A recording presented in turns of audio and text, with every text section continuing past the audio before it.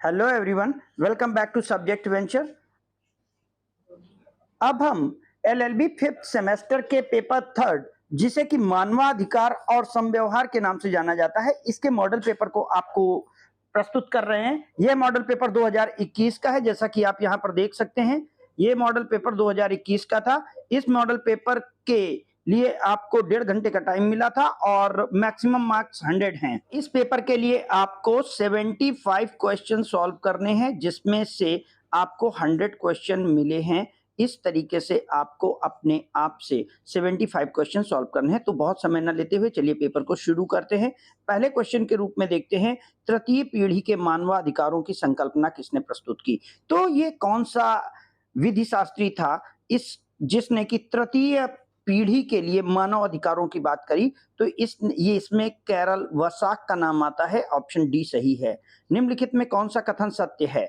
मानवाधिकारों की सार्वभौमिक घोषणा मनुष्यों के लिए एक महत्वपूर्ण दस्तावेज है। बिल्कुल बात सही है, ये बिल्कुल एक्यूरेट है। घोषणा राज्यों के लिए विधिता बाध्यकारी नहीं है। ये बात आप अगर देखें तो ये बात बिल्कुल सच है, क्योंकि किसी भी राज्य को मानवाधिकारों के इन नियमों को पूरी तरीके से लागू करने के लिए बाध्य नहीं किया जा सकता। इसलिए दोनों के दोनों कथन सत्य हैं। ऑप्शन सी आपका राइट आंसर हो जाएगा। मानवाधिकारों की सार्वभौमिक घोषणा अंगीकृत की गई, किसके द्वारा की गई।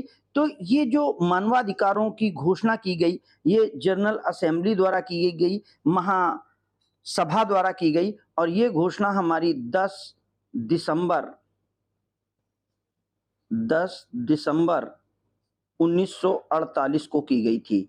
इसलिए मानवाधिकार दिवस भी 10 दिसंबर को मनाया जाता है। ये बात आपको याद रखनी है। संयुक्त राष्ट्र महासभा द्वारा मानवाधिकारों की घोषणा और अंगीकरण कब किया गया। 10 दिसंबर 1948 को किया गया।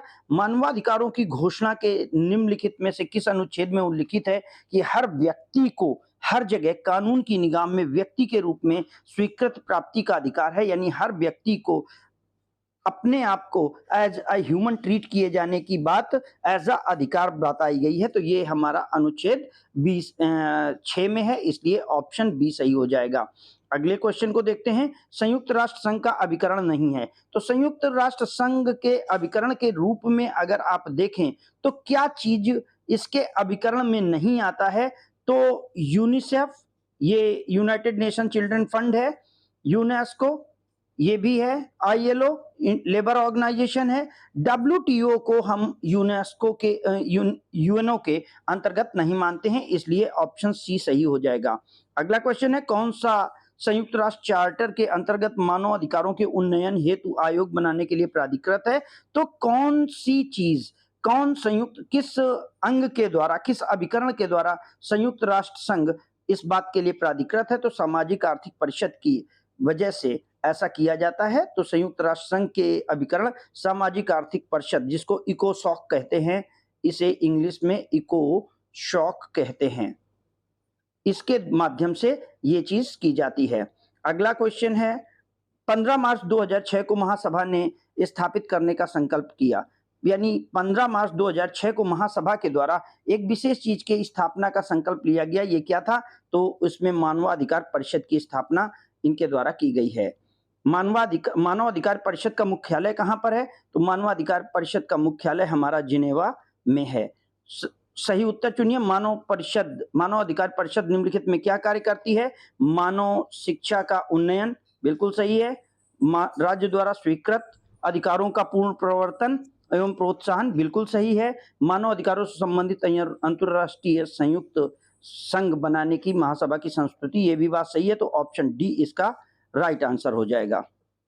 अधिकारों का अंतरराष्ट्रीय बिल किसे कहा जाता है। तो अंतरराष्ट्रीय बिल जो है, अधिकारों का अंतरराष्ट्रीय बिल मानव अधिकारों की सार्वभौमिक घोषणा को कहते हैं, राजनैतिक और अधिकारों की प्रसंविदा को और सामाजिक आर्थिक प्रसंविदा को। तो ये जो दोनों प्रसंविदाएं हैं, इन्हें हम कोविनेंट के नाम से जानते हैं और ये हमारी मानवाधिकार घोषणा के तहत प्रस्तुत की गई थी। इस कारण उपर्युक्त सभी, ऑप्शन डी इसका सही आंसर होगा।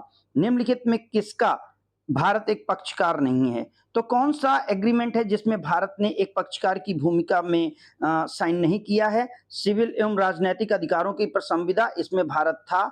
सामाजिक आर्थिक राज्यों की अंतर्राष्ट्रीय संविदा, इसमें भी भारत था। शरणार्थी अभिसमय 1951, इसमें भी भारत था। तो महिलाओं के प्रति सभी प्रकार के भेदभाव को समाप्त करने के लिए अंतर्राष्ट्रीय अभिसमय भारत के द्वारा इस घोषणा पत्र पर साइन व्यक्तिगत रूप से उस समय नहीं किए गए। इस कारण ऑप्शन डी हमारा राइट आंसर हो जाएगा क्वेश्चन नंबर 12 के लिए। अगला क्वेश्चन देखते हैं, निम्नलिखित में कौन सा कथन मानवाधिकारों की सार्वभौमिक घोषणा से संबंधित नहीं है? मनुष्य को सभी गौरवपूर्ण अधिकार मामले में जन्मजात और स्वतंत्रता समानता प्राप्त है, ये है। उसने बुद्धि और अंतरात्मा की देन प्राप्त है, ये भी है। उन्हें हमेशा शांतिपूर्ण ढंग से रहना चाहिए, ये भी है। उन्हें परस्पर भाईचारे के भाव से बर्ताव करना चाहिए, ये भी है। तो इनमें से किस बात को सार्वभौमिक घोषणा में शामिल नहीं किया गया? तो मानवाधिकार के लिए हमेशा उन्हें शांतिपूर्ण ढंग से रहना चाहिए, इस बात को घोषणा में कहीं पर शामिल नहीं किया गया है। ऑप्शन सी जो रिलीजियस टॉलरेंस है, इस बात की कहीं पर चर्चा नहीं है।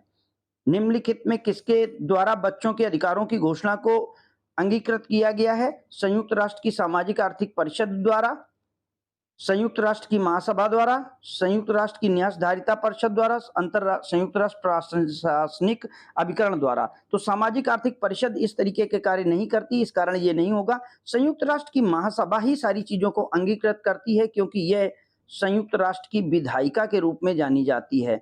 सभी कानून बनाना, उन कानूनों को लागू कराना, ये सारे काम विधायिका के रूप में आते हैं, इसलिए विधायिका ही यहाँ पर हम टिक करेंगे। अगले क्वेश्चन को देखते हैं, निम्नलिखित में कौन सा कथन सत्य है? राजनीतिक और सामाजिक अधिकारों की सार्वभौमिक घोषणा 3 से लेकर 21 तक समावेशित है। यानी सार्वभौमिक घोषणा में 3 से लेकर के 21 तक किन बातों का समावेश है? तो यहाँ पर अब देखें कि 3 से लेकर 21 तक राजनैतिक और सामाजिक अधिकार, राजनैतिक और नागरिक अधिकार है, ठीक है। सामाजिक आर्थिक परिषद के सांस्कृतिक अधिकार मानव अधिकारों की सार्वभौमिक घोषणा के अनुच्छेद 22 से 27 तक हैं। बहुत ही करेक्ट दोनों बातें बताई गई हैं। यहाँ ही है, यहाँ पर ऑप्शन सी हमारा सही हो जाएगा, क्योंकि दोनों चीजें क्लियर हैं। संयुक्त राष्ट्र संघ की मानवाधिकार घोषणा में 3 से लेकर 21 तक नागरिक और राजनैतिक अधिकार हैं, जबकि 22 से लेकर 27 तक हमारे सामाजिक आर्थिक सांस्कृतिक अधिकार हैं। मानवाधिकारों और मूलभूत स्वतंत्रताओं का यूरोपीय अभिसमय कब हस्ताक्षरित किया गया? तो ये 4 नवंबर 1950 को किया गया। मानवाधिकारों की सार्वभौमिक घोषणा में समावेशित है क्या? नागरिक और राजनैतिक अधिकार, ठीक है। सामाजिक और आर्थिक अधिकार, समानता और गैर भेदभाव के मूल सिद्धांत, तीनों चीजें सम्मिलित हैं, इसलिए ऑप्शन डी आपका राइट आंसर होगा। मानवाधिकारों की सार्वभौमिक घोषणा के अंतर्गत प्रत्याभूत अधिकारों को इंगित कीजिए। तो यहाँ पर भी तीनों अधिकार हमारे हैं, इसलिए उपयुक्त सभी माना जाएगा। मानवाधिकारों की सार्वभौमिक घोषणा के किस अनुच्छेद में कार्य का अधिकार, रोजगार में के मुक्त चयन का अधिकार और शोषण के विरुद्ध संरक्षण का अधिकार सम्मिलित है?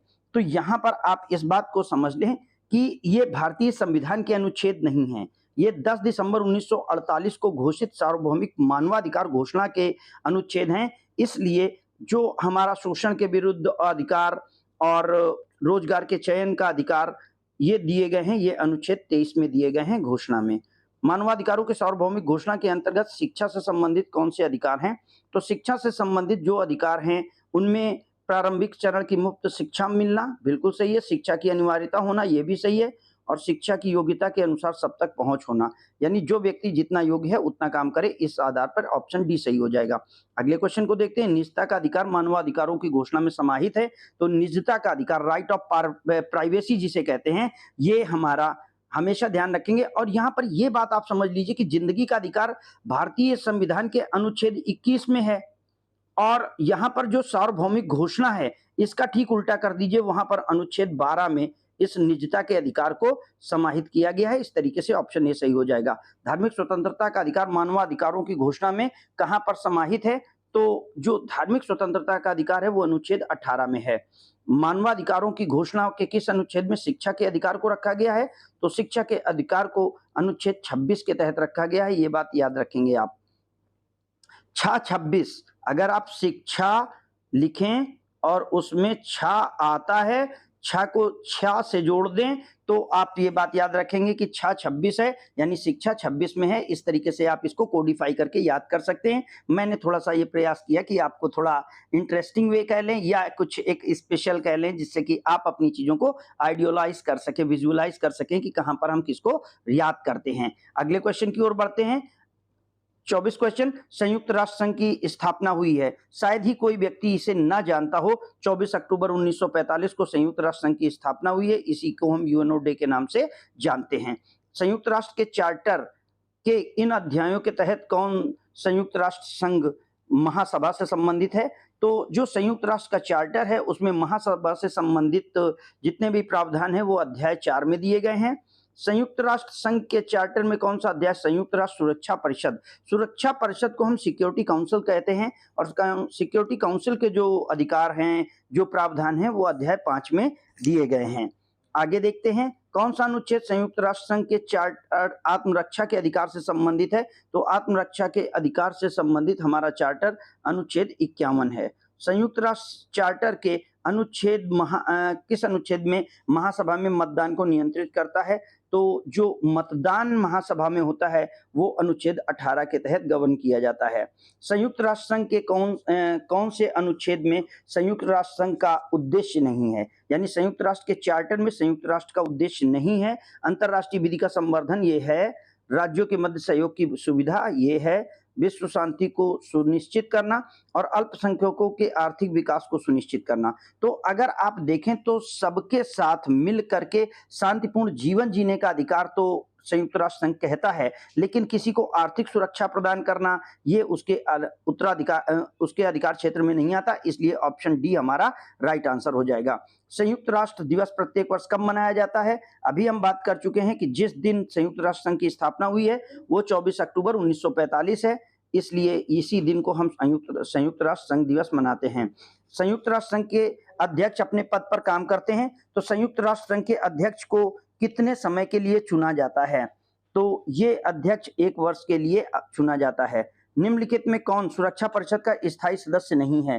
तो फ्रांस, चीन, जापान और संयुक्त राज्य अमेरिका। तो फ्रांस है, चीन है, संयुक्त राज्य अमेरिका है, जापान यहाँ पर नहीं है। आप इसके अलावा समझ लें कि और कौन से देश इसमें नहीं है, क्योंकि 5 ही सुरक्षा परिषद के स्थायी सदस्य हैं।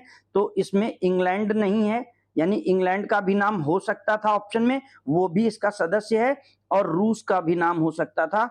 इस तरीके से ये 5 लोग हैं जो संयुक्त राष्ट्र संघ के सुरक्षा परिषद के सदस्य हैं। बढ़ते हैं अगले क्वेश्चन की ओर। संयुक्त राष्ट्र चार्टर में सम्मिलित है, कौन चार्टर में सम्मिलित है?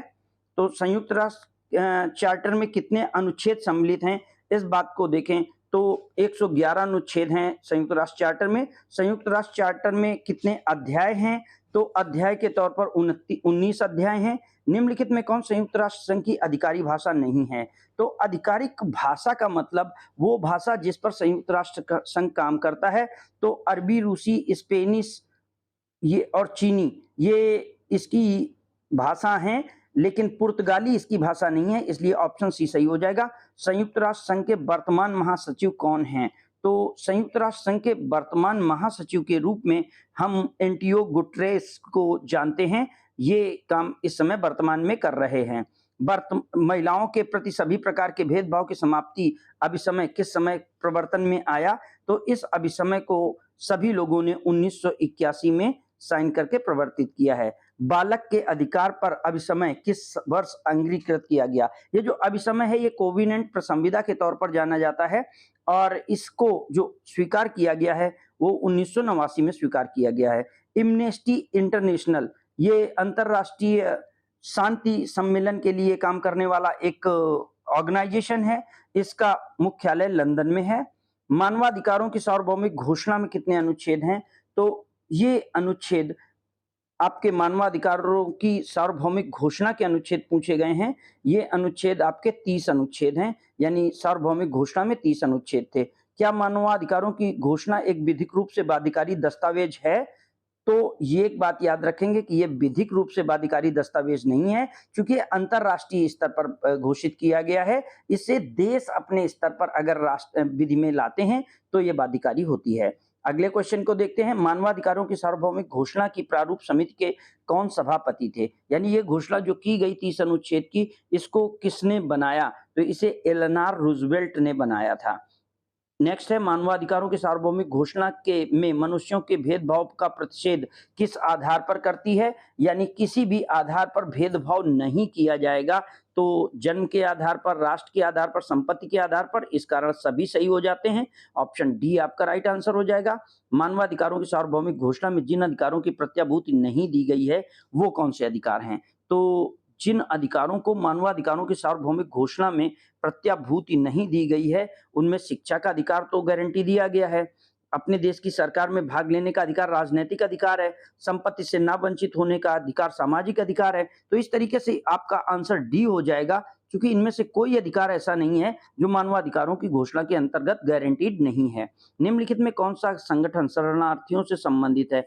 तो शरणार्थियों से संबंधित जो संगठन है, ये यूएनएचआर है। तो ये ह्यूमन रेस्क्यू से रिफ्यूजी से रिलेटेड है, यूनाइटेड नेशन ह्यूमन रिफ्यूजी अभिसमय के नाम से जाना जाता है। इसे संयुक्त राष्ट्र संघ का चार्टर 2 की उपधारा 4 में बल प्रयोग पर रोक लगाता है। किस बात के बल प्रयोग पर रोक लगाता है? तो ये सशस्त्र हमले को पूरी तरीके से रोकने की बात करता है। निम्नलिखित में किस तिथि को सामाजिक राजनैतिक प्रसंविदा को अंगीकृत किया गया? तो जो सामाजिक आर्थिक राजनैतिक प्रसंविदा है, ये संयुक्त राष्ट्र संघ के द्वारा 16 दिसंबर 1966 को एक बार पुनः अंगीकृत की गई। नागरिक एवं राजनैतिक अधिकारों की प्रसंविदा का अनुसमर्थन भारत द्वारा कब किया गया? यानी इस पर भारत ने अपनी सहमति कब दिखाई? तो ये सहमति 10 अप्रैल 1979 को भारत ने दी है। आर्थिक और सामाजिक सांस्कृतिक अधिकारों की प्रसंविदा प्रवर्तन में कब आई है? तो इस प्रसंविदा को 3 जनवरी 1976 को प्रवर्तन में लाया गया। संयुक्त राष्ट्र संघ के चार्टर में निम्नलिखित में कौन सा अनुच्छेद मानव अधिकारों को संदर्भित करता है? यानी किसके अनुसार मानव अधिकारों का वर्णन है? तो आपके अनुच्छेद 55, 68 और 76 के तहत मानवाधिकारों की बात है, इसलिए ये आपका ऑप्शन डी सही हो जाएगा इस क्वेश्चन के लिए। अगले क्वेश्चन को देखते हैं, सिविल एवं राजनैतिक अधिकारों की अंतर्राष्ट्रीय प्रसंविदा में कितने भाग हैं? तो दोनों प्रसंविदाएं आपको बहुत अच्छे से रट लेनी होंगी। ये पेपर यही दिखा रहा है कि अनुच्छेद 53 अनुच्छेद हैं और 6 भाग हैं। सिविल और राजनैतिक अधिकारों की प्रसंविदा 1966 में सारभूत अधिकार परिभाषित है।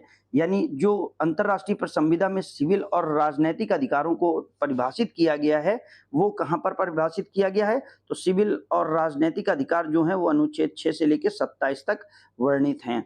अगले क्वेश्चन को देखते हैं, सिविल और राजनीतिक अधिकारों की अंतर्राष्ट्रीय प्रसंविदा का कौन सा अनुच्छेद यह घोषित करता है कि सभी लोगों के पास आत्मनिर्णय का अधिकार है? यानी हर व्यक्ति निर्णय लेने को स्वतंत्र है, कोई व्यक्ति किसी दूसरे का निर्णय नहीं लेगा। तो ये अनुच्छेद 1 में है। सामाजिक आर्थिक सामाजिक अधिकारों की प्रसंविदा 1966 बिना किसी भेदभाव के अधिकारों को प्रत्याभूत करती है। तो किन अधिकारों के? तो भाषा के बिना, धर्म के बिना और संपत्ति के बिना। इन अधिकारों के बिना देखे सभी को समान रूप से अधिकार प्राप्त हों, ये बात कहती है, इस कारण ऑप्शन डी सही होगा। सामाजिक आर्थिक सांस्कृतिक अधिकारों की प्रसंविदा के अनुच्छेद 26 के अंतर्गत अभिसमय हस्ताक्षर के लिए खुला है। यानी किसी भी व्यक्ति के द्वारा, किसी भी देश के द्वारा इस अभिसमय को स्वीकार किया जा सकता है। तो संयुक्त राष्ट्र के किसी सदस्य द्वारा, किसी भी विशेष अभिकरण के सदस्य द्वारा, अंतर्राष्ट्रीय न्यायालय की संविधि के किसी सदस्य द्वारा। तो कोई भी जो पीस लविंग कंट्री है वो इस प्रसंविदा पर साइन करके अपने नागरिकों को इसे प्रदान कर सकता है। ये उसके लिए खुला माना जाता है। अगले क्वेश्चन को देखते हैं, महासभा द्वारा शरणार्थियों के लिए संयुक्त राष्ट्र उच्चायुक्त का पद किस वर्ष बनाया गया? यानी शरणार्थियों का एक उच्चायुक्त कब बना? तो ये 1950 में महासभा द्वारा बनाया गया। संयुक्त राष्ट्र आपका की महासभा में महिलाओं के प्रति भेदभाव पर घोषणा किस वर्ष अंगीकृत की गई? तो महिलाओं के लिए भेदभाव की घोषणा आपकी 1967 में अंगीकृत की गई। बढ़ते हैं अगले क्वेश्चन की ओर, मानवाधिकारों के लिए राज्यों से एक पक्षपात रहित संस्था की स्थापना का विचार किसने दिया? यानी हर राज्य में पक्षपात रहित संस्था का विचार रखा जाए, का विकास किया जाए, ये सामाजिक आर्थिक परिषद ने कहा। अंतर्राष्ट्रीय मानवाधिकारों की स्थापना कब हुई? अंतर्राष्ट्रीय मानवाधिकार आयोग की स्थापना 1946 में पहले ही की जा चुकी थी। मानवाधिकारों के संरक्षण और संवर्धन के लिए राष्ट्रीय संस्था की प्रथम अंतर्राष्ट्रीय कार्यशाला कब हुई? तो अंतर्राष्ट्रीय स्तर पर जो इसकी स्थापना हुई, ये अक्टूबर 1991 में पेरिस में की गई। भारत में राष्ट्रीय मानवाधिकार की आयोग की स्थापना कब की गई है? तो ये 27 सितंबर 1993 को की गई है। किस तिथि को राष्ट्रीय मानवाधिकार आयोग प्रवर्तन में आया? भारत में राष्ट्रीय मानवाधिकार आयोग का प्रवर्तन 8 जनवरी 1994 को हुआ है। मानवाधिकार के संरक्षण अधिनियम 1993 की क्या योजना है? यानी इस मानवाधिकार संरक्षण अधिनियम 1993 जो भारत में बना, उसमें 43 धाराएं और 8 अध्याय हैं। मानवाधिकार संरक्षण अधिनियम 1993 में मानव अधिकारों को धारा 2D में परिभाषित किया गया है। वो कौन से अधिकार हैं? तो वो सारे के सारे तीनों अधिकार माने गए हैं, इसलिए ऑप्शन डी सही हो जाएगा। राष्ट्रीय मानवाधिकार आयोग का गठन किया जाता है, तो ये जो राष्ट्रीय मानवाधिकार आयोग का गठन है, ये हमारे यहाँ केंद्र सरकार द्वारा किया जाता है। निम्नलिखित में कौन सा कथन राष्ट्रीय मानवाधिकार के संबंध में सत्य है? तो राष्ट्रीय अध्यक्ष और अन्य सदस्यों की नियुक्ति राष्ट्रपति द्वारा होती है। प्रत्येक नियुक्ति चयन संस्कृति के पश्चात ही मान्य होंगे। तो यहाँ पर उपर्युक्त दोनों सही हो जाएंगे, ऑप्शन सी सही हो जाएगा। निम्नलिखित में कौन सा कथन सत्य है? राष्ट्रीय मानवाधिकार का एक अध्यक्ष होगा जो 5 वर्ष तक या 70 वर्ष तक अपना काम करेगा। राष्ट्रीय मानवाधिकार का सदस्य भी 5 वर्ष की अवधि का होगा और ये भी 70 वर्ष तक काम करेगा। सदस्य पुनर्नियुक्ति के लिए पात्र होगा, यानी जो सदस्य है उसे पुनर्नियुक्ति दी जाएगी। इस तरीके से ऑप्शन डी सही हो जाता है, क्योंकि ये तीनों की तीनों शर्तें मान्य हैं। राज्य मानवाधिकार आयोग का गठन किस धारा के अंतर्गत किया जाता है? तो राज्य मानवाधिकार आयोग का गठन धारा 21 के तहत किया जाता है। राष्ट्रीय महिला आयोग का गठन भारत में कब किया गया? तो भारत में 1992 में राष्ट्रीय महिला आयोग का गठन हुआ। मातृत्व एवं शैशव अवस्था विशेष देखभाल एवं सहायता के हकदार हैं, ये किसने कहा? किसने महिला के लिए इस बात की? तो मानवाधिकारों की सार्वभौमिक घोषणा में ये बात बताई गई है। राष्ट्रीय मानवाधिकार आयोग के चेयरमैन का पद कौन धारित कर सकता है? तो जो राष्ट्रीय मानवाधिकार का पद धारण करने वाला अध्यक्ष है, उसके लिए अहर्ताएं, चूंकि वो जज के लेवल का रहेगा, उसके लिए ये तीनों अहर्ताएं रहती हैं, इसलिए ऑप्शन डी आपका सही हो जाएगा। सामाजिक आर्थिक परिषद एवं सांस्कृतिक अधिकारों की संविधा में कितने अनुच्छेद हैं? तो इन अनुच्छेदों की संख्या आप 31 जानते हैं, इसलिए ऑप्शन ए सही हो जाएगा। उस अधिकार का क्या नाम है जो मानव अधिकार में नहीं है? तो मानव अधिकार में मरने का अधिकार नहीं है, ये याद रखिएगा। इसीलिए कहा गया है कि मानव अधिकार अत्यक्त हैं, आप इनको छोड़ नहीं सकते। आप इंसान हैं, जिंदगी आपकी है, लेकिन आप अपनी भी जिंदगी नहीं ले सकते। राष्ट्रीय मानवाधिकार आयोग के प्रथम अध्यक्ष कौन थे? तो भारत में राष्ट्रीय मानवाधिकार के प्रथम अध्यक्ष जस्टिस रंगनाथ मिश्रा थे। राष्ट्रीय मानवाधिकार आयोग का वर्तमान अध्यक्ष कौन है? तो राष्ट्रीय मानवाधिकार आयोग के वर्तमान अध्यक्ष को अगर आप देखें तो ये जस्टिस अरुण मिश्रा हैं, लेकिन वर्तमान में चूंकि ये पिछले साल का पेपर है, ये बदल सकते हैं। मुझे यहाँ पर इन्हीं ऑप्शंस में से टिक लगानी थी, इसलिए मैं जस्टिस अरुण मिश्रा को क्लिक कर रहा हूँ। राष्ट्रीय मानवाधिकार दिवस प्रतिवर्ष कब मनाया जाता है? तो अंतरराष्ट्रीय मानवाधिकार दिवस 10 दिसंबर 1948 को चूंकि डिक्लेयर हुआ था, इसलिए इसी 10 दिसंबर को मनाया जाता है। अंतरराष्ट्रीय शरणार्थी दिवस कब मनाया जाता है? तो ये दिवस 20 जून को मनाया जाता है। राष्ट्रीय मानवाधिकार आयोग की स्थापना में किस विधि के तहत की जाती है? तो भारत के संविधान के तहत, मानवाधिकार संरक्षण अधिनियम के तहत, राज्य मानवाधिकार अधिनियम के तहत। तो किसके तहत भारत में इस बात को वर्णित किया गया है? तो अगर आप देखें तो जो हमारा राष्ट्रीय मानवाधिकार संरक्षण अधिनियम है, उसके तहत राज्य मानवाधिकार का गठन किया जाता है, इसलिए ऑप्शन बी हमारा यहाँ पर सही होगा।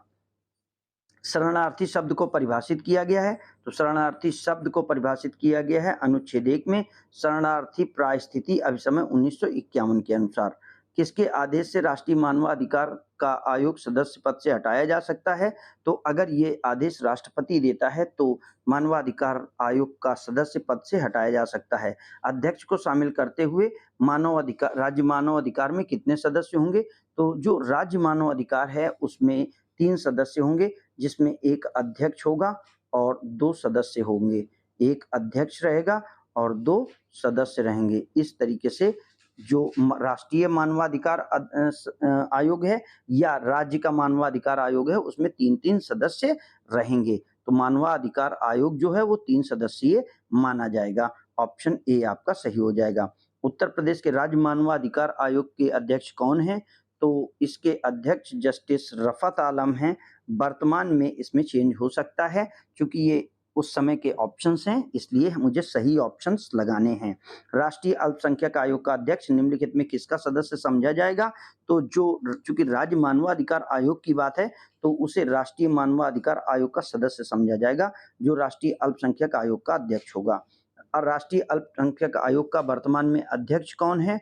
तो ये आपके गयूर हसन हैं, जो कि ऑप्शंस के अकॉर्डिंग है। अगर आपके अध्यक्ष चेंज होते हैं, चूंकि वो वर्तमान की बात होगी, ये 2021 का पेपर है, इसलिए जिस पेपर को हम सॉल्व कर रहे हैं उस समय की बात ऑप्शन के अनुसार सही है। राष्ट्रीय अनुसूचित जाति और जनजाति आयोग का अध्यक्ष कौन है? तो इस ऑप्शन के अकॉर्डिंग विजय सांपला राष्ट्रीय जाति अनुसूचित जाति और जनजाति के अध्यक्ष हैं। संयुक्त राष्ट्र चार्टर पर हस्ताक्षर कब किए गए? तो इस पर हस्ताक्षर जो किए गए थे वो आपके 26 जून 1945 को किए गए थे। सैन फ्रांसिस्को चार्टर पे इस पे हस्ताक्षर हुए थे। बाद में 24 अक्टूबर 1945 को ये बना था। तो इसलिए ऑप्शन बी हमारा राइट आंसर होगा। राष्ट्रीय महिला आयोग की अध्यक्ष कौन है? तो रेखा शर्मा राष्ट्रीय महिला आयोग की अध्यक्ष हैं, इसके ऑप्शंस के अकॉर्डिंग। शरणार्थियों के लिए संयुक्त राष्ट्र उच्च आयुक्त का मुख्यालय कहाँ पर स्थित है? तो ये मुख्यालय जेनेवा में स्थित है। सफाई कर्मचारियों के राष्ट्रीय आयोग का गठन किया गया है। तो सफाई कर्मचारियों के लिए 12 अगस्त 1994 को राष्ट्रीय आयोग का गठन किया गया है। सफाई कर्मचारी आयोग के अध्यक्ष कौन हैं? तो यहाँ एम वेंकटेशन इसके अध्यक्ष हैं। राष्ट्रीय सफाई कर्मचारी आयोग के गठन अधिनियम का गठन किसके अंतर्गत हुआ था? तो ये सफाई कर्मचारियों के लिए राष्ट्रीय आयोग अधिनियम 1993 के तहत इसका गठन हुआ है। राष्ट्रीय महिला आयोग की अध्यक्ष मानद सदस्य होंगी, यानी वो अपने पद के कारण सदस्य बन जाएंगी। किसकी? तो वो सदस्य बन जाएंगी राष्ट्रीय मानवाधिकार आयोग की। राष्ट्रीय मानवाधिकार संरक्षण अधिनियम 1993 के अध्याय 6 का संबंध किस बात से है? तो ये संबंध मानव अधिकार न्यायालय से है। निम्नलिखित में अनुच्छेदों में कौन सा अनुच्छेद अधिकारों के सार्वभौमिक घोषणा में विधि के समक्ष समता और विधियों के समान संरक्षण की प्रतिभूति देता है? तो यहाँ पर फिर हम यह बात बताना चाहेंगे कि आपको संयुक्त राष्ट्र संघ के सार्वभौमिक घोषणा पत्र के अनुसार लिखना है। तो यहाँ पर ये अनुच्छेद 7 है, इसलिए ऑप्शन बी को टिक करेंगे। राष्ट्रीय पिछड़ा आयोग है। राष्ट्रीय पिछड़ा आयोग क्या होता है? तो राष्ट्रीय पिछड़ा आयोग एक संवैधानिक संस्था है, ये बात याद रखेंगे। इस आयोग के अध्यक्ष कौन है? तो राष्ट्रीय पिछड़ा आयोग के अध्यक्ष अकॉर्डिंग टू ऑप्शन हमारे डॉक्टर भगवान लाल साहनी हैं। किस संविधान संशोधन के द्वारा राष्ट्रीय पिछड़ा आयोग वर्ग का गठन किया गया था? तो ये 102 संविधान संशोधन के द्वारा किया गया है। अगले क्वेश्चन को देखते हैं। राष्ट्रीय पिछड़ा आयोग वर्ग की स्थापना कब हुई है? तो इसकी स्थापना आपकी 14 अगस्त 1993 को हुई है। महिला आयोग की प्रथम अध्यक्ष कौन थी? तो राष्ट्रीय महिला आयोग की प्रथम अध्यक्ष जयंती पटनायक थी।